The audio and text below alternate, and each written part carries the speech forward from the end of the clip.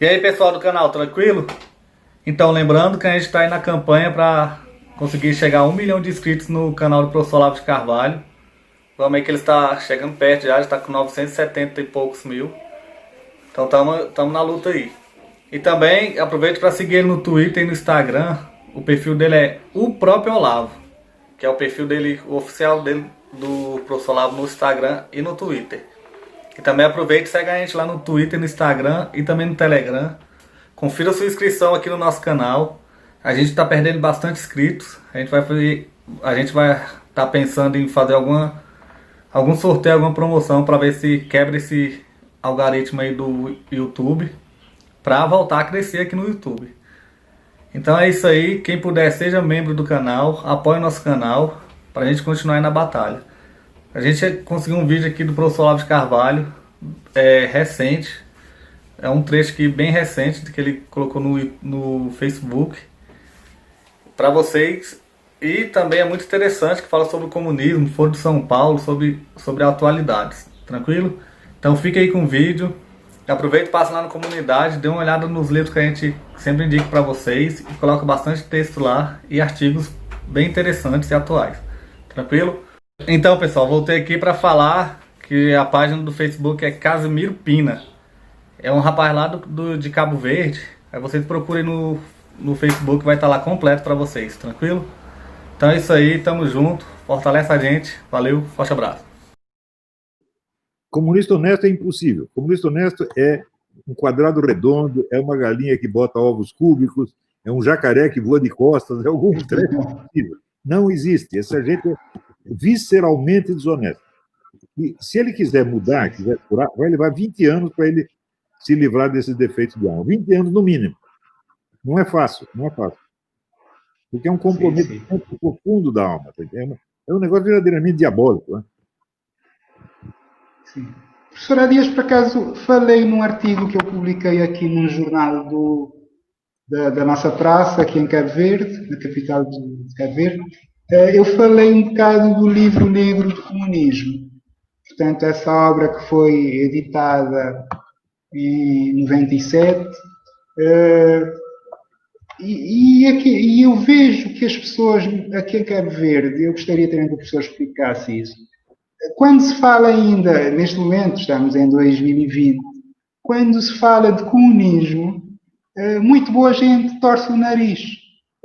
O beautiful people acham que o comunismo é coisa do passado, já não vale a pena falar de comunismo, que isto é um bocado fora de moda, que isto é herança da Guerra Fria, essas conversas, como dizem no Brasil, essa conversa mole que as pessoas muitas vezes trazem. Por acaso tenho aqui à minha frente um livro, eu sei que o professor fala muito deste autor, que é o Jean-François Revel, que é A Grande Parada, La Grande Parade. E Revel explica essa questão, quer dizer, paradoxalmente, com a queda do muro de Berlim, o comunismo devia sucumbir, devia esmorecer, etc. Mas, paradoxalmente, a coisa continuou e numa escala talvez maior, surpreendentemente. Eu gostaria que o professor comentasse um bocado e esclarecesse as pessoas aqui em Cabo Verde um bocado sobre isso. O que é que terá acontecido? O erro aí vem da famosa doutrina Morgenthau. Morgenthau era o guru dos estudos de relações internacionais nos Estados Unidos. É uma besta quadrada. E ele acreditava que o único agente nas relações internacionais são os Estados. Agora, se fosse assim, você não jamais poderia explicar a existência do movimento comunista, que desde o início abrangeu 10 ou 20 estados. Quer dizer, é um poder muito maior do que qualquer estado. Então, quando caiu a União Soviética, imediatamente os discípulos do Morgenthau disseram: não, agora caiu a União Soviética, vai cair o movimento comunista. Falaram: Pinóquio, o movimento comunista existia 60 anos antes de aparecer a União Soviética e vai sobreviver à queda da União Soviética. Não apenas sobreviveu, mas se ampliou, como notou o Jean-François Revel nesse livro, escrito no ano 2000, onde ele dizia: como é possível? 10 anos depois da queda, né, do paraíso socialista, o socialismo cresceu, é mais poderoso que nunca. Foi depois disso aí que o Foro de São Paulo, que é a central de comando do movimento comunista da América Latina, conseguiu dominar 12 países da América Latina. Nunca tinha conseguido isso antes. Então, de fato, esse pessoal que deu o comunismo acabou é pessoal que baseia as suas ideias assim no jornal da Globo, você está entendendo? Coisa que eles viram na televisão. É gente ignorante, demasiadamente ignorante, que nunca estudou o assunto. Olha, eu estudo essa porcaria do comunismo há 50 anos. Eu sei o que eu estou falando. Né?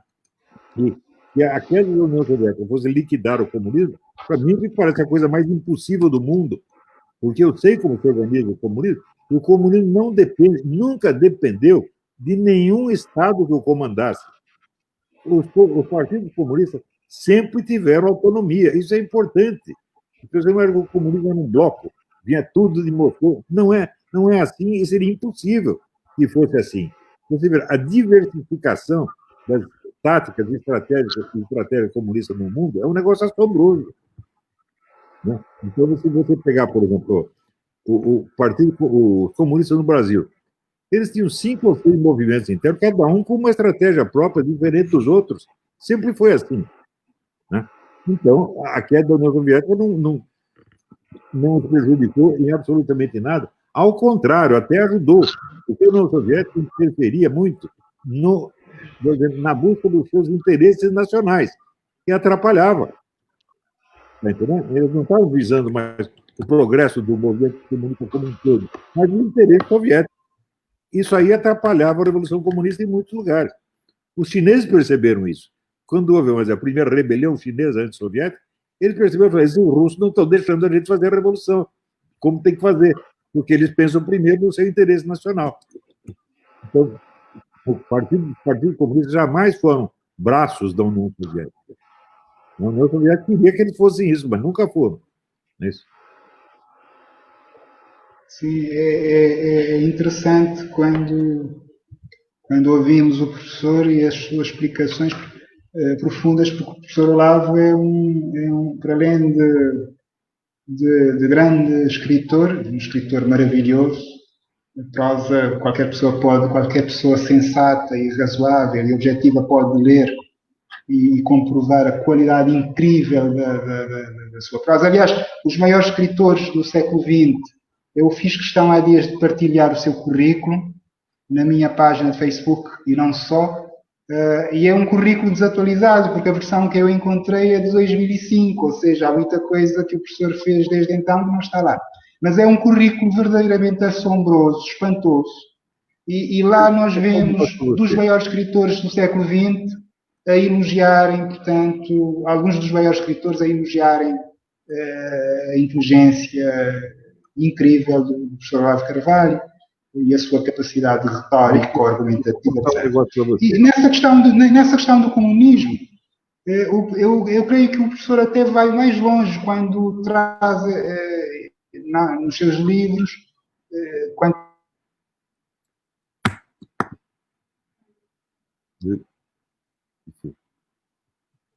quando traz essa pesquisa profunda, toda essa pesquisa profunda que fez à volta daquilo que chama de mentalidade revolucionária. Isto é, de facto, muito mais profundo. O professor podia explicar isso um bocadinho aos nossos ouvintes? Em que consiste? Qual é a essência da mentalidade revolucionária? Qual é a essência disto? Ora, há muito tempo eu já formulei isso aí, vai fazer mais de 20 anos. Eu tentei ver o que havia de comum em todas as ideologias revolucionárias que estavam circulando, quer dizer, comunismo, socialismo, anarquismo, fascismo, nazismo. E a gente vê que havia um traço comum, que não era um traço de conteúdo, não era uma ideia política, mas era uma lógica, uma fórmula lógica. Essa fórmula lógica consistia na inversão. Você inverter tudo. Você troca o sujeito e objeto, você troca a causa e efeito. E isso, vamos ver, é uma coisa fácil de expandir, porque é uma espécie de vírus de computador. Uma vez que o sujeito aprendeu a raciocinar assim, ele não consegue raciocinar de nenhuma outra maneira. Por exemplo, é o que a gente está conversando agora, você pega a questão do escravagismo, e, bom, eles chamam de escravagistas os que foram menos escravagistas, e os que foram mais, eles não chamam de nada. Então já inverteu a coisa completamente. Toda a visão histórica que ele tem é sempre invertida. Né? Então você tem a inversão da responsabilidade moral, né? Quer dizer, o responsável passa a ser a vítima e não o autor do crime, né? Você tem a inversão do sujeito e objeto, e assim por diante. Então, essa é a minha teoria, que depois foi aprofundada aí pelo meu aluno Bruno Garcharg, aliás, uma tese defendida em Portugal, a respeito da mentalidade revolucionária. Mas Sim, é depois fabuloso. tem muito mais coisa. Tá? Olha, tudo isso aí é muito fácil de explicar. Né? O meu nome, Olavo, me foi dado pela minha avó. Minha avó era uma senhora alemã. Até hoje eu não sei se era alemã ou era judia, não sei, não dá para saber. E ela deu esse nome, que é norueguesa, que significa o sobrevivente. E acontece que eu pude conviver com a última geração de grandes escritores brasileiros que existia. Eu tinha 50 anos na época, mas todos eles tinham 80, que era ali o Herberto Salles, né, o Josué Montello, né, o Carlos Heitor Coni, né, todos, o Roberto Campos, todos eles. E eles foram todos morrendo. Então, morreram todos e eu sou ainda o intelectual do tipo deles, da época deles, que não existe mais. Eu sou o último que sobrou. Morreu todo mundo, sobrou eu. Entendeu? Então, veja, o meu modo de ver as coisas é o modo típico de um intelectual brasileiro dos anos 50, 60, que liga, sobretudo, vamos dizer, para a cultura geral abrangente, tá certo? E que não está dependente de nenhuma profissão universitária especializada, que é o problema de hoje. Hoje, cada sujeito que estudou na universidade, ele acha que a ciência dele é a única ciência que existe, que ela manda em todas as outras. Se ele estudou economia, tudo é explicação econômica. Se estudou fisiologia, tudo é explicação fisiológica. Né? Se estudou matemática, tudo é explicação matemática. Então, é uma forma de incultura universitária organizada. Você não consegue sair do nicho da sua formação especializada. É um negócio incrível. E na época, nos anos 50, havia, por exemplo, havia uma revista chamada Inteligência. Eu me lembro que o meu pai assinava essa revista e eu lia todos os números. O nome era Mensário da Opinião Mundial. Então, você lendo Inteligência, você via opiniões de sociólogos, de físicos, de médicos, de matemáticos, de religiosos, toda a discussão de ideias no mundo. Era uma coisa que nenhuma disciplina universitária poderia jamais abranger. Só, vamos dizer, o intelectual, no seu verdadeiro sentido, poderia abranger tudo aquilo. E na época havia uma revista desse tipo. Você imagina o número de intelectuais verdadeiros que existia na época. Era uma coisa assombrosa. Né? Então, só para você dar uma ideia de o que era a cultura brasileira na época, né? Eu tive um professor de língua árabe que se chamava José Cury. Ele me disse que eu conheci quando ele tinha 98 anos, e ele me contou que nos anos 60 ainda havia mais de 50 jornais em língua árabe só em São Paulo. E o Brasil foi um dos grandes produtores de poesia árabe no mundo. Quem no Brasil sabe disso? Ninguém. Tudo isso se perdeu. A alta cultura acabou. Acabou. Então, assim, morreu todo mundo, sobrou eu. Então, as últimas pessoas, vamos dizer, que me entenderam foram os grandes escritores brasileiros, o Carlos Heitor Coni, né? O Josué Montello, o Herberto Salles, todos adoravam o que ele escrevia. Agora, depois vem um bando de analfabeto funcional que não consegue entender e o que como não entende fica com raiva. Sim. O professor desperta muita inveja, Nossa, muita ciumeira por aí. Eles pensam que eu sou milionário, eles pensam que eu tenho poder sobre o governo, tudo que eles queriam ter. Ou que recebe dinheiro. Houve aqui uns idiotas que andaram a dizer a tentar fazer uma ligação com o Trump, com o Steve Bannon e não sei o quê. É uma idiotice que nunca mais acaba. Mas eles não diziam que eu era um agente islamo-sionista? Sim. E essa gente é fértil em disparates.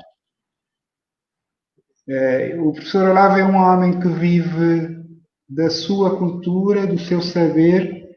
É um cidadão completamente, é um cidadão do mundo completamente independente.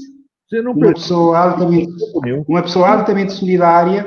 Aliás, o professor Olavo de Carvalho é tão racista que neste momento está com um negro, Casimiro de Pina, está aqui com um negro, generosamente a falar com um africano, com um cabo-verdiano, sem cobrar nenhum tostão, a perder o seu precioso tempo,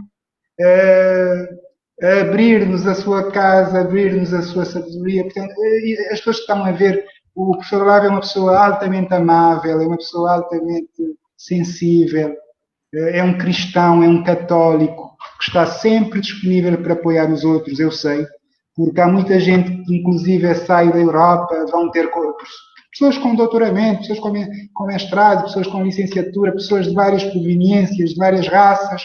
Eu sei que vão ter com o professor em sua casa e o professor está sempre disponível para receber toda a gente, para orientar as pessoas, para dar um conselho. Ou seja, falam mal do Olavo de Carvalho e não sabem quem é o Olavo de Carvalho. E depois fazem questão de não ler aquilo que o professor Olavo de Carvalho escreve, porque se ao menos lessem, eram capazes até de mudar de opinião, se estudassem, se fossem intelectualmente honestos. E quando leem, não entendem, porque o cérebro deles está tão que não dá para entender mais. Eu digo uma coisa e entende outra diferente. Exatamente. Professor Olavo, há uma questão também que eu gostaria, já agora falando de África. Eu sou cabo-verdiano, cresci aqui em Cabo Verde, depois houve um período em que eu estive em Portugal a fazer a minha formação superior, depois voltei. Tive mais ou menos uma experiência curta na Ásia, estive num território asiático durante mais ou menos 2 anos. Mas não tenho assim pessoalmente grande experiência, grande vivência dos Estados Unidos da América. Já lá fui umas 2 vezes, onde o senhor vive, nesse país, nesse grande país onde o professor Olavo de Carvalho vive. Já lá fui, mas não tenho assim confesso, grande experiência em termos de vivência dos Estados Unidos, etc. Eu gostaria que o professor Olavo nos explicasse o que é que acontece. Por exemplo, aqui em Cabo Verde há várias pessoas que fazem estas confusões à volta do negro, dizem que há muito racismo nos Estados Unidos da América, que o preto ou o negro ou o afro-americano, como quiserem, tanto faz, é explorado, que a instituição policial norte-americana trata mal o negro.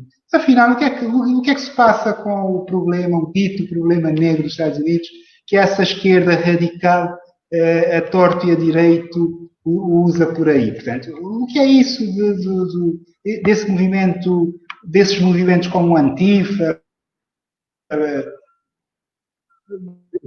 Black Aqui, o problema é o seguinte: e não sei o quê. O que é que se passa com essa gente, afinal, professor? A comunidade negra dos Estados Unidos é a 18ª economia do mundo.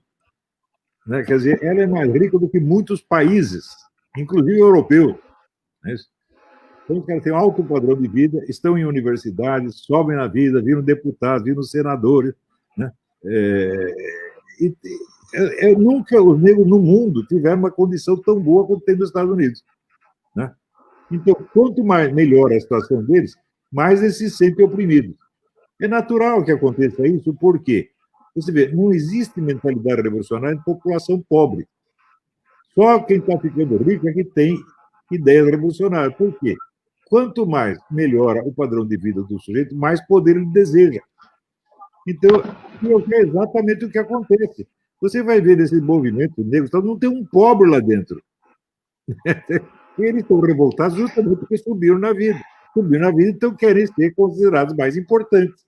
Quer dizer, quanto mais dinheiro tem no bolso, maior a presunção. É assim mesmo que acontece. Você compara a situação do negro nos Estados Unidos com a de qualquer outro país. Qualquer país muçulmano, país africano.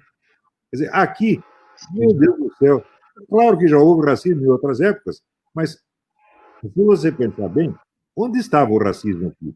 Né? O Exército do Sul, na Guerra Civil, estava cheio de pretos. Né? E até hoje tem amor à Confederação. Lembra da Confederação? Por quê? Porque o presidente da Confederação era amigo dos negros. Ao contrário, o Abraham Lincoln sempre teve desprezo pelos negros. Ele queria mandar os negros de volta para a África. Houve até, quando criaram a Libéria, essa era a ideia, mandar todos de volta para a África. Ele jamais se interessou pela libertação dos negros. Ele simplesmente tirou proveito disso. Já no 3º ou 4º ano da guerra, ele viu que se aproveitasse essa conversa abolicionista, seria uma arma publicitária, excelente para desmoralizar o Sul, porque o Sul, como era agrícola, não tinha condição de libertar os escravos imediatamente, precisava haver uma industrialização primeiro, como aconteceu no Brasil. No Brasil, eles fizeram a libertação dos escravos em 1880 e pouco. Não tinha indústria. O que aconteceu com os negros? Foram tudo para a favela, foram tudo viver na rua pedir esmola. Quer dizer, não esperaram ter a condição econômica para absorver a mão de obra. Seria a coisa mais natural. Mas no Brasil, assim, tudo que os americanos fazem, eles querem copiar. Tá, o americano libertou os escravos, vamos libertar também. Não penso que vai acontecer com os coitados. Você viu, uma vez eu vi uma entrevista com o brasileiro mais velho. O homem tinha 110 anos de idade, um negócio assim. E era um negro que tinha sido escravo. E ele perguntou, a vida no tempo da escravidão era melhor ou pior? Ele falou, era muito melhor. Tinha fartura, a gente comia do bom do melhor. Então, depois só para o cara... Desmontar os lugares comuns, ideológicos. Muitos não queriam ir embora. O dono da fazenda mandava eles embora, não queria. Porque eu vou para a rua fazer o quê? Pedir esmola? Foi exatamente o que aconteceu. Daí foram viver nas favelas. Favela quer dizer barraco de papelão. Veja a situação. Veja, o que é melhor? Você está na fazenda ou está no barraco de papelão? Né? A mercê de bandidos, etc. Foi o que aconteceu. Então, quiseram bancar os bonzinhos, mas não pensaram na realidade. Né? Quer dizer, antes de você poder ajudar o sujeito, você precisa ter uma condição econômica para favorecê-lo. É coisa óbvia, né? Sim, efetivamente, concordo em absoluto com a análise do professor. A comunidade negra, para além de ser rica, como o professor trouxe-nos um dado agora fabuloso, que é a 15ª ou 16ª mais rica. Para além disso, quer dizer, só nos Estados Unidos é que um negro consegue alcançar a presidência. Quer dizer, como é que o Obama... É de uma estupidez. Essa esquerda é tão estúpida. Como é que os Estados Unidos pode ser um país racista e o Obama consegue ser presidente? É de uma estupidez inimaginável. General negro. No exército de Cuba nunca teve um general negro. Eles não aceitam. E você vê, o Barack Obama, a vida inteira, aonde que ele sofreu discriminação? Sofreu discriminação quando morou na Indonésia. Nos Estados Unidos, nunca. Estudou em Harvard. Né? A mulher dele... Não, mas essa gente, de facto, é psicótica e aposta na tal inversão revolucionária de que fala o professor Olavo, sempre. A mulher dele... Não consegue raciocinar de outra forma. Invertem sempre as coisas, invertem sempre a realidade. É uma coisa absolutamente incrível. E essa questão dos supostos abusos policiais nos Estados Unidos, o que é que tem a dizer sobre isso? Olha, você vê o número de policiais negros que existem. Aqui eu só vejo policial negro para todo quanto é lado. Então, veja, eu acho inevitável que essas coisas aconteçam. Na hora que você está prendendo um sujeito que reage com porrada, como é que você vai fazer? Aqui existe essa... Não, você não pode usar força excessiva. A partir de que ponto a força se torna excessiva? É um negócio totalmente subjetivo. Não é isso? Quer dizer, quando a lei procura ser perfeita demais, nós voltamos àquela situação que os juristas romanos já nos diziam: summum ius, summa injuria. Quer dizer, a justiça perfeita é a perfeita injustiça. E os americanos padecem desse problema. Eles fazem leis em excesso, leis perfeitas demais, só dá problema. Quer dizer, não é possível você medir isso aí. Né? Então, por exemplo, entra o ladrão na sua casa e você está armado. Quantos tiros você pode dar nele? Imagine se o sujeito que não tem prática de tiroteio vai conseguir controlar o número de tiro que ele está dando no invasor. Não é possível fazer uma coisa dessa. Né? Eu mesmo já me aconteceu de 4 bandidos invadir minha casa e eu estava armado. No fim, não dei nenhum tiro. Eles viram que eu estava armado e foram embora. Né? Mas e se fosse atirar neles? Quantos tiros eu ia dar? Eu ia contar? Só pode um tiro para cada um. Não dá para fazer isso. Né? Só gente que... Veja, gente que leva a vida protegidinha pelo papai e a mamãe, gente que nunca se meteu na briga de rua, começa a ficar muito cheio de nhenhenhê, tá entendendo? Então, por exemplo, esse camarada que morreu, o Floyd, né, tá na cara que ele não morreu sufocado, ele morreu de ataque cardíaco na ambulância. Ele não foi estrangulado. Ao contrário. Ele no chão, ele estava gritando, né? Veja que coisa, ele estava tão desesperado que gritava mamãe. Né? Era um homem adulto, um homem enorme, gritando mamãe. Está mal. Agora, seguinte, eu já tive problema respiratório, eu sei como é que é. Porque no hospital erraram lá uma dose de líquido que botaram para mim, e eu fiquei sem poder respirar. Eu sei o desespero que é isso, é uma coisa indescritível. Né? Daí o enfermeiro descobriu o que estava acontecendo, foi lá, me deu remédio, e acabou. Né? Então eu fiquei 5 minutos sem poder respirar, eu já estava chamando mamãe, papai, vovó, todo mundo, tá entendendo? E o cara aconteceu isso. E ele não estava morto quando foi posto na ambulância, ele morreu ali de ataque cardíaco. Ele já estava tendo ataque cardíaco no chão, por causa do susto, essa coisa toda atacou o coração. Era um homem grande, pesado. Né? Então, foi isso.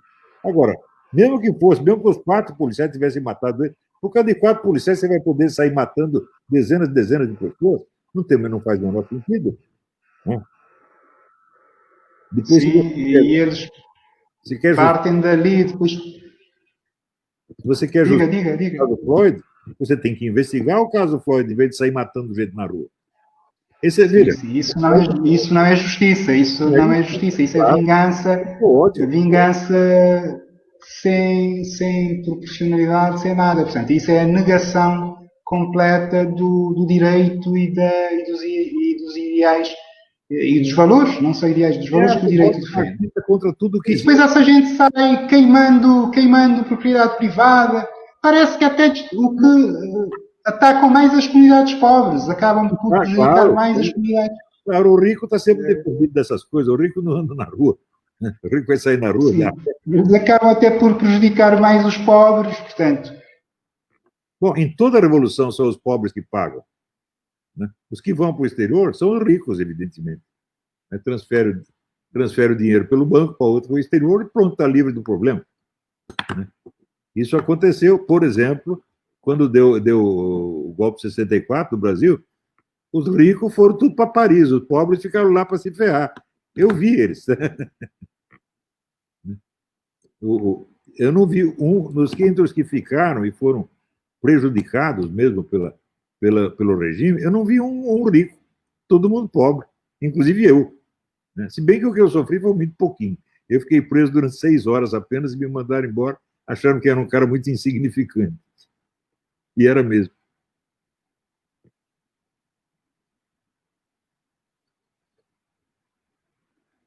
Caiu de novo aqui.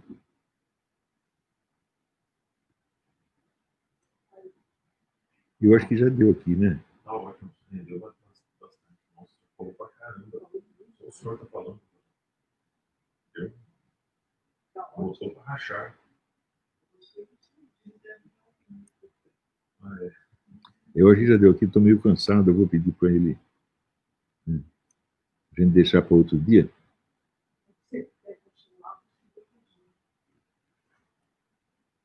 Você consegue chamar ele ainda?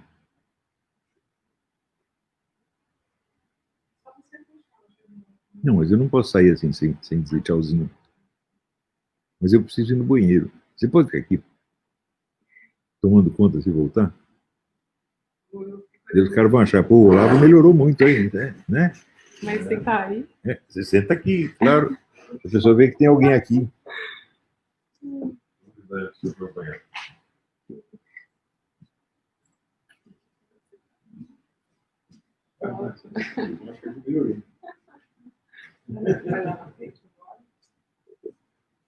Deve ter sido algum problema de linha, de internet, professor? Oi. Oi, tudo bem? Deve ter sido um problema aqui. O problema é um problema meu, quer dizer, de internet aqui na praia. Mas sim. O professor Olavo... Já consegui restabelecer a ligação. Certo. O professor Olavo saiu, não é? Ele deu uma saidinha e já ele volta para encerrar aqui com vocês.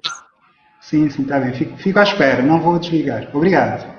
Imagina. Está bem, obrigado.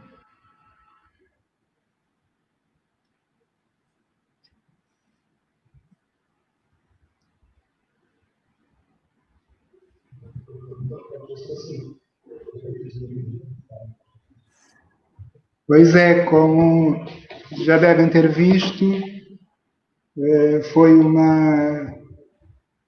como já devem ter reparado, foi uma conversa muito interessante. O professor Olavo, de facto, É um sábio, é um homem com uma cultura absolutamente espantosa, fala de improviso, consegue fazer conexões profundíssimas entre várias áreas de conhecimento. Eu aconselho as pessoas, os cabo-verdianos, os jovens, a procurarem os livros, os artigos do professor Olavo de Carvalho, porque vão aprender muitíssimo.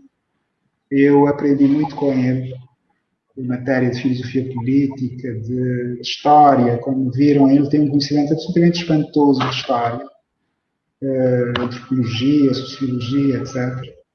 E, portanto, a única coisa que eu vos digo é procurem os livros deste senhor, deste grande senhor do conhecimento. Estou aqui a falar com os cabo-verdianos, sozinho com os cabo-verdianos. Você viu como Portanto, estou a pedir aos meus patrícios para procurarem tudo aquilo que o professor Olavo de Carvalho escreve. Os seus artigos, os seus livros, são escritos absolutamente notáveis, que devem merecer a atenção de qualquer estudioso. E mais do que estudioso, qualquer cidadão interessado, um cidadão que queira participar na polis, que queira dar um contributo positivo para o seu país, para o mundo, etc. Eu sei que o professor, já estamos há um bom tempo nisso, já nos deu um contributo absolutamente fabuloso, absolutamente ímpar, mas eu sei que o professor também já é tarde lá e também cá, que temos que encerrar, o tempo corre, não é? E eu peço ao professor para fazer, para falar daquilo que quiser e fazer o encerramento, portanto, ao seu estilo. E desde já agradeço-lhe mais, portanto, a simpatia, a disponibilidade. Acho que Cabo Verde está muito grato, sente-se grato pela sua participação, foi uma participação muito preciosa. E havemos de ter, quem sabe, o professor Olavo numa próxima oportunidade para nos elucidar, para nos encantar com essa retórica inigualável e absolutamente incomum com os seus conhecimentos. Portanto, foi um prazer imenso para mim e creio para todos aqueles que assistiram às explicações e às dissertações do professor Olavo. Portanto, eu gostaria que o professor fizesse o encerramento de acordo, dizendo aquilo que achar mais conveniente. Perfeitamente. Eu é que agradeço ao nosso querido amigo Casimiro, né? Espero que Deus abençoe muito esse povo do Cabo Verde, que tem tantos méritos e do qual nós brasileiros deveríamos ter muito mais aproximação do que temos. Mas porque eu sempre penso, assim, a nossa unidade histórica é Brasil, Portugal e África. É um reino triplo, né? Sempre penso na nossa unidade, nós não podemos esquecer isso jamais. Né? Então, inclusive, pelo poder da nossa língua, que é uma das línguas mais faladas no mundo, né? Um patrimônio imenso de nação, e nós temos que cuidar como um tesouro. Então, é uma grande alegria estar aqui com vocês. Se quiser fazer novamente o outro, quando quiser, as suas ordens, tá bom? Fica com Deus, irmão. Tudo de bom.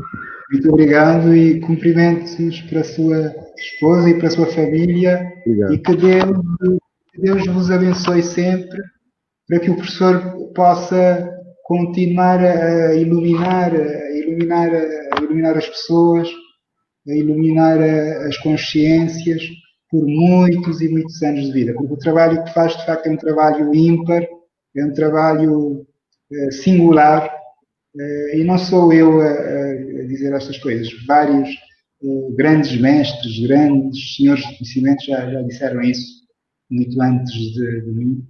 E, portanto, desejo as maiores felicidades do mundo. E aí, pessoal, a gente tem, na comunidade, a gente sempre coloca link dos livros. Tem esse livro aqui, Política, Ideologia e Conspirações, que é muito bom.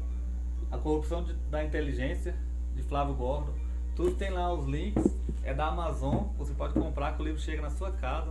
Dá essa força aí pra gente, compra os livros com a gente, beleza? Segue a gente no Instagram, no Twitter e se inscreva aí no canal. Valeu! Pessoal, aqui é onde A gente faz as gravações aqui e onde a gente tá fazendo as canecas aqui pra interagir com vocês. Tem uma que a gente vai sortear. Se o vídeo chegar a 1000 inscritos no canal dos Acordados, vai ser essa aqui. Alguém conhece esse livro? Esse aqui ficou top, cara. Então é isso aí. Daqui a pouco tem mais vídeo aí pra vocês.